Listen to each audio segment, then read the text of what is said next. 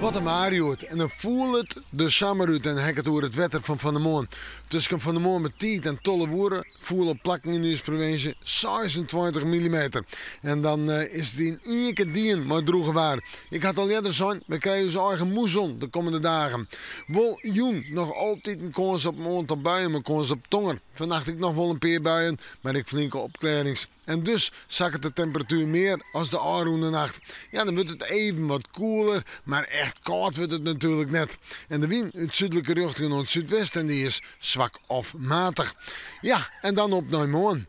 Morgen wordt ten dag maar, zat het nou het meestentijds of helemaal droeg waar. Ik heb het oeroedai, want letter in de rim van de midden kan er alles even wat ruim vallen, met name in het zuidwesten van de provincie. En dus begint de loft dan weer, en dus wordt het dan weer bewolkt. De temperaturen morgen zijn 18, 19, misschien op plakken nog 20 graden. En de wind die is matig en vrij krachtig. En die komt morgen meestentijds uit het zuidwesten bij. Kunnen ze even wat westelijk wijzen, maar houdt maar meest op een zuidwestenwind. En dan zetten we terug naar de dagen erna. Nou, eerst maar eens even een momentje in de morgennacht. Wetter, rein, flink wat rein, een krachtig onthudde zuideerste wind. En dan het vooruitzicht op sneeuw.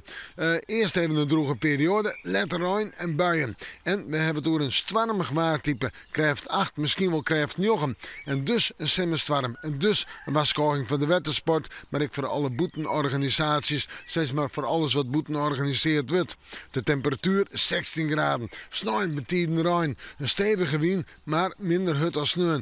En we hebben het op een nijuur een kille 16 graden. En manjes zijn 18 graden, een aantal buien, maar dan is de zinnen wel weer om. En we moeten morgen maar weer even in het waarschuwen.